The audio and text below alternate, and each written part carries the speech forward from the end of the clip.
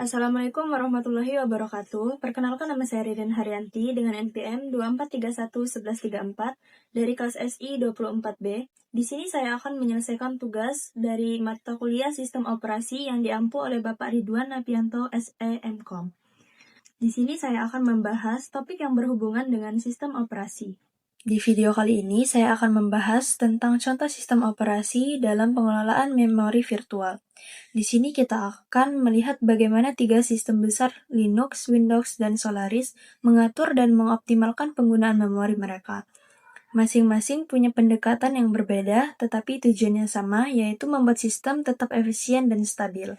Pertama, kita bahas Linux. Sistem operasi Linux menggunakan konsep daemon paging. Artinya, halaman baru akan dimuat hanya saat benar-benar dibutuhkan. Linux juga mengelola dua daftar halaman, yaitu halaman aktif dan tidak aktif.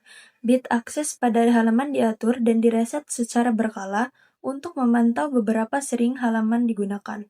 Halaman yang jarang digunakan akan dipindahkan ke daftar tidak aktif.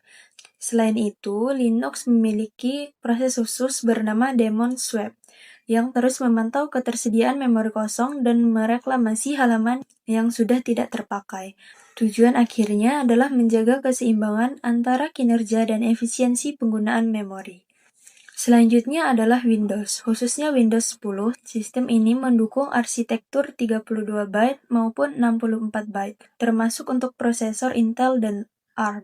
Windows juga memakai banyak fitur canggih seperti daemon paging, share libraries, copy on write, serta memory compression untuk menghemat ruang RAM. Strateginya disebut clustering, yaitu memuat beberapa halaman sekaligus di sekitar halaman yang menyebabkan page fault, agar akses berikutnya jadi lebih cepat.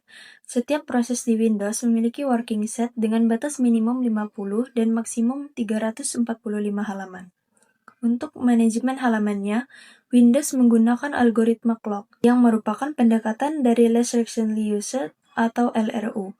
Jika memori mulai menipis, Windows otomatis melakukan working set trimming, yaitu mengurangi jumlah halaman aktif tiap proses agar sistem tetap responsif. Kemudian kita akan membahas Solaris. Saat terjadi page fault, kernel Solaris akan memberikan halaman dari daftar kosong. Solaris memiliki parameter khusus bernama loss free yang menentukan kapan proses paging mulai dijalankan. Biasanya sekitar 1/64 dari total memori fisik. Jika jumlah memori kosong turun di bawah batas ini, proses page out akan aktif menggunakan algoritma two-hand clock untuk mencari halaman yang bisa dilepas. Laju pemindaian halaman atau scan rate akan menyesuaikan kondisi memori bebas. Semakin sedikit memori yang tersisa, semakin agresif sistem melakukan paging. Jika memori benar-benar rendah, Solaris akan melakukan swapping, yaitu memindahkan seluruh proses ke disk sementara. Halaman pustaka bersama memiliki prioritas lebih tinggi, jadi biasanya tidak akan dipindai. Sebagai kesimpulan, masing-masing sistem operasi punya pendekatan tersendiri untuk manajemen memori virtual. Linux menggunakan daemon paging dengan bantuan daemon swap untuk menjaga efisiensi.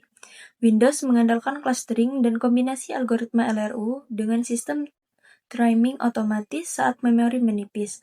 Sedangkan Solaris memakai metode two-hand clock dengan pengaturan scan rate yang dinamis. Meskipun berbeda cara, ketiganya memiliki tujuan yang sama, yaitu mengoptimalkan penggunaan memori virtual agar sistem tetap cepat, efisien, dan stabil. Cukup sekian materi dari saya, semoga yang saya sampaikan bermanfaat. Saya akhiri, wassalamualaikum warahmatullahi wabarakatuh.